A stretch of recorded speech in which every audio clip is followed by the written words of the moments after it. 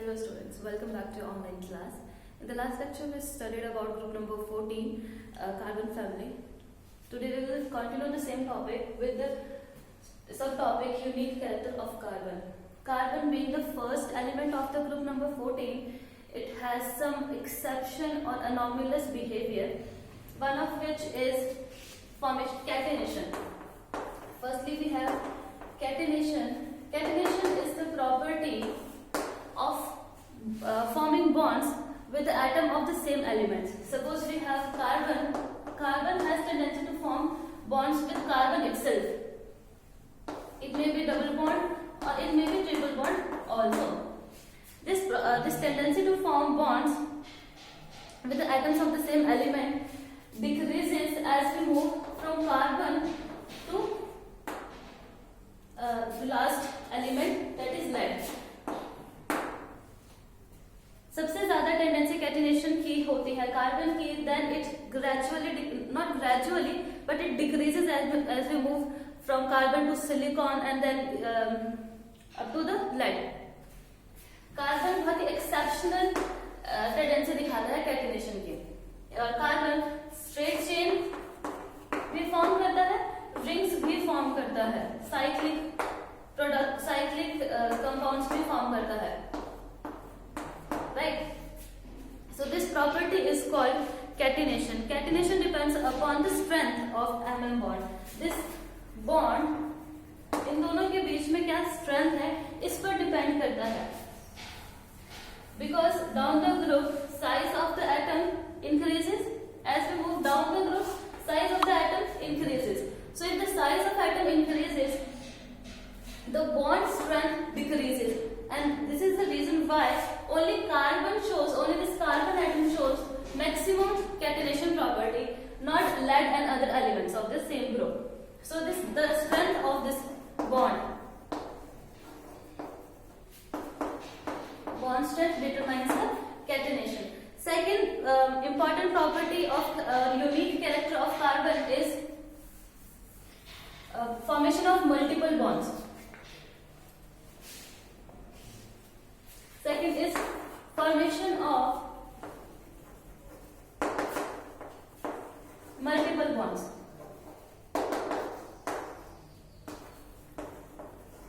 Multiple bonds. Carbon has tendency to form multiple bonds with itself as well as with other atoms of small size and high electronegativity. Carbon has tendency to form multiple bonds with nitrogen, with oxygen also, and with carbon also. This property of carbon is called formation of multiple bonds. Now in this case, if we see, if we take consideration carbon के case में जो multiple bond form होते हैं, in that case multiple bond formation में p pi bond formation होती है. p orbital एक carbon का जो मल्टीपल बॉन्ड फॉर्म होंगे, एक p ऑर्बिटल एक कार्बन एटम का, दूसरा p ऑर्बिटल दूसरे कार्बन एटम का ओवरलैप करके मल्टीपल बॉन्ड, डबल बॉन्ड या ट्रिपल बॉन्ड फॉर्म करेंगे, यानी पाई बॉन्ड फॉर्म करेंगे. It is called p pi bond. But this is not the case when we have other elements such as silicon. Silicon के case में भी multiple bonds form होने की tendency होती है, but in that case p pi नहीं, d pi p pi bond formation होती है. Suppose we have silicon का d orbital, अगर आप इलेक्ट्रॉनिक कॉन्फ़िगरेशन देखें सिलिकॉन की, it has vacant d orbital. So this is vacant d orbital of silicon and nitrogen का p orbital. इन दोनों के ओवरलैपिंग से आपके पास मल्टीपल बॉन्ड फॉर्म होगा, and that is D orbital silicon का, p ऑर्बिटल नाइट्रोजन का. तो that is your d pi p pi bond formation. But this d pi p pi bond formation is not possible in case of carbon, because carbon की electronic configuration अगर आप देखें, carbon does not have any vacant d orbital. Carbon की electronic configuration आपके पास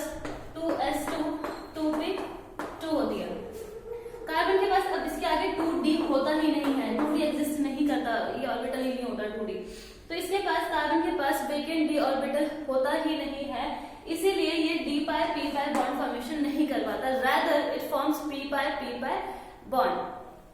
however in comparison to d pi p pi bond, p pi bond is much stronger than d pi p pi bond. So these were some unique characteristics of carbon. Next we have trends in chemical properties. Chemical properties, the reactivity of the elements of this group increases down the group as they move from carbon to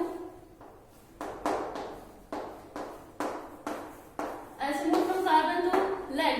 The reactivity increases. Firstly, we have formation of hydrides. Formation of hydrides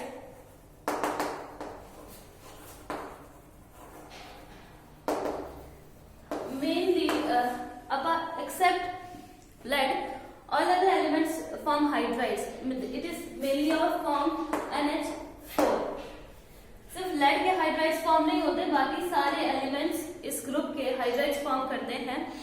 और hydrides, अगर हम carbon के hydrides देखें, carbon के hydrides जिन्हें कहा जाता है hydrocarbon, they are alkane, alkyne, aromatic और एल्काइंस, जो सारे हमने we have already studied about them, they are hydrides of carbon which are specific name as hydrocarbons.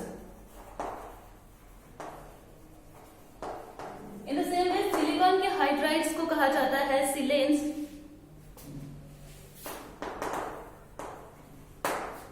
और गैलियम और टिन भी बहुत कम नंबर ऑफ हाइड्राइड्स फॉर्म करते हैं, लेकिन फॉर्म करते हैं। देन यू हैव रिएक्टिविटी और reaction with oxide. Second is formation of oxides, formation of oxides.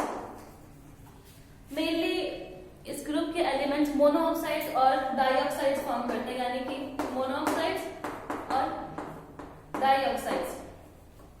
ये जो मोनोऑक्साइड और डाइऑक्साइड्स हैं आपके पास, यानी carbon monoxide, silicon monoxide, gallium monoxide, इनमें से सिर्फ जो कार्बन मोनोऑक्साइड है वो न्यूट्रल है, बाकी सारे सिलिकॉन और लेड के, all this monoxides are basic in nature. Whereas if we take dioxide into the consideration, we have carbon dioxide, silicon dioxide, lead dioxide. In this case, we see that these two, as we move from carbon to lead, the basic character of dioxide increases. यानी ये acidic होते हैं, and then this they are amphoteric, and lead का constant lead dioxide का basic in nature होता है. Now we have this carbon monoxide gas. Carbon monoxide gas colorless होती है, tasteless होती है, but it is poisonous. Why it is poisonous? Because it is highly reactive. It form complex with blood or hemoglobin. When it enters in our body, it form complex with hemoglobin, and hence it is toxic in nature. और also इसका carbon monoxide transition metals के साथ भी complex form करते हैं, इसीलिए ये काफी स्टडी किया जाने वाला मॉलिक्यूल है. Then we have last topic is your formation of halides. Again halides के केस में भी आपके पास third is your formation of halides. Halides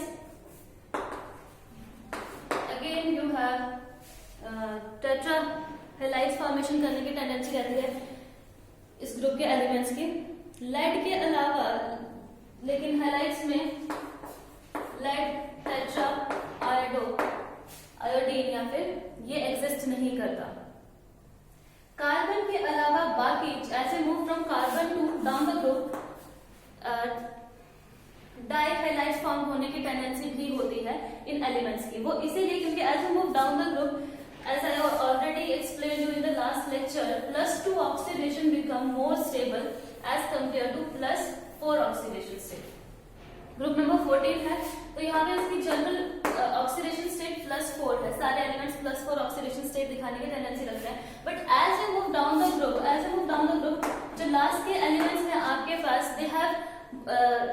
they form more stable compounds with +2 oxidation state. So they have tendency to form dihalides also, but carbon doesn't form dihalides. Sorry, halides. Then we have, there's a important note here that CCl4 is hydrolyzed while SiCl4 cannot be hydrolyzed. CCl4 it cannot be hydrolyzed, whereas Cl4 can be hydrolyzed. अब hydrolyse होने के लिए अगर ये इसका reaction आप H2O के साथ कराएं और इसका भी H2O के साथ रिएक्शन करवाएं, तो यहाँ पर आपके पास ये फॉर्म होता है, राइट। इस रिएक्शन के लिए ये रिएक्शन सिर्फ सिलिकॉन हेक्सा क्लोराइड देता है, बट कार्बन टेट्रा क्लोराइड नहीं देता, सिलिकॉन टेट्रा क्लोराइड ये रिएक्शन देता है। ऐसा क्यों? क्योंकि जब आपके पास ये रिएक्शन होती है silicon, this is silicon tetra chloride, right. जब आपके पास वाटर के साथ रिएक्शन करवाएंगे, वाटर के साथ जब इसकी रिएक्शन होगी, तो ये सिलिकॉन के पास वेकेंट डी ऑर्बिटल है। वेकेंट डी ऑर्बिटल होने का मतलब है कि it has tendency to extend its oxidation state, अपने ऑक्सीडेशन स्टेट एक्सटेंड कर सकता है, ऑक्टेट अपना एक्सटेंड कर सकता है, इसलिए ये अकोमोडेट कर सकता है दिस।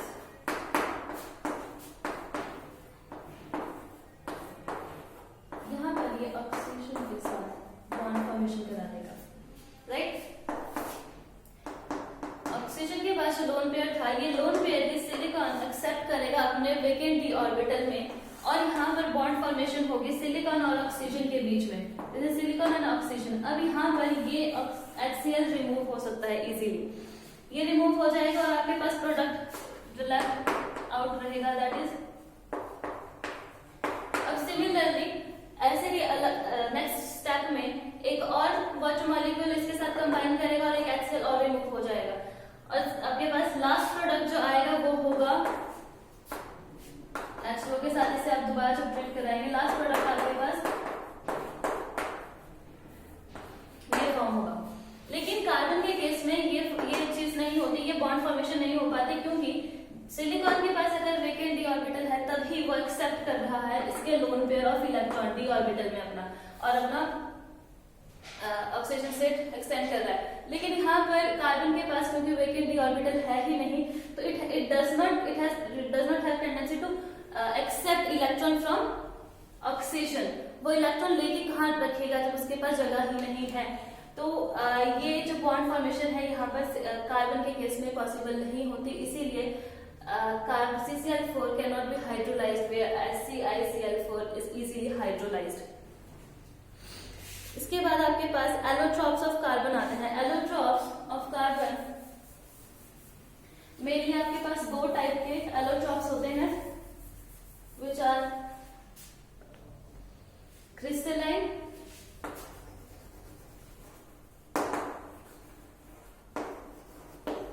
कार्बन के दो टाइप्स के एलोट्रॉप्स हैं, क्रिस्टलाइन एंड अमॉर्फस।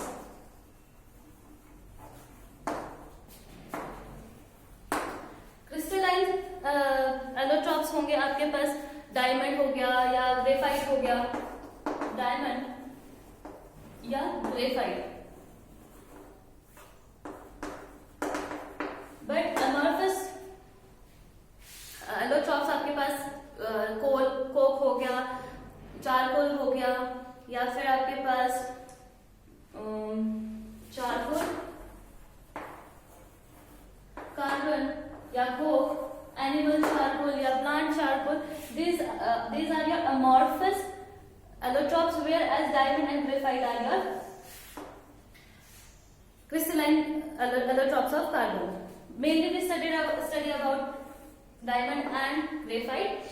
Diamond और graphite, as you know, diamond is very hard substance. इसका melting point भी बहुत ज्यादा high होता है as compared to graphite. वो इसीलिए क्योंकि इसके केस में इसका structure डायमंड के केस में कार्बन जो है, एक कार्बन एटम sp3 हाइब्रिडाइज्ड होता है. Carbon atom is sp3 hybridized in case of diamond, but whereas in case of graphite sp2 hybridization होती है कार्बन की. And in case of diamond, each carbon atom is forms a covalent bond with other 4 carbon atoms. और इसके case में, graphite के case में, each carbon atom form 3 bonds with other carbon atoms. Graphite के case में ये जो है ग्रेफाइट लेयर्स फॉर्म करता है, हेक्सागोनल रिंग्स फॉर्म होती है और उसका लेयर्स फॉर्म होती है. लेकिन इसके केस में ऐसा नहीं होता, ये क्रिस्टलाइन होता है और उसका ऐसे स्ट्रक्चर की वजह से ही ये बहुत ज्यादा हार्ड होता है. इसके अलावा आपके बुक में थोड़े से इसकी प्रॉपर्टीज दी गई हैं, इनकी डेंसिटी, इनकी हार्डनेस, कंडक्टिविटी के बारे में वो आप पढ़ सकते हैं. और उसके बाद है इसके यूजेस, कि जितने एलिमेंट्स हैं इस ग्रुप में उनके यूजेस कहाँ होते हैं, कहाँ यूज होते हैं, you can do them. With this your chapter is complete and the topics that are left in this chapter are deducted from your syllabus for the time being. If you find any query you may ask, but go through this lecture and study. If you find anything difficult, please ask.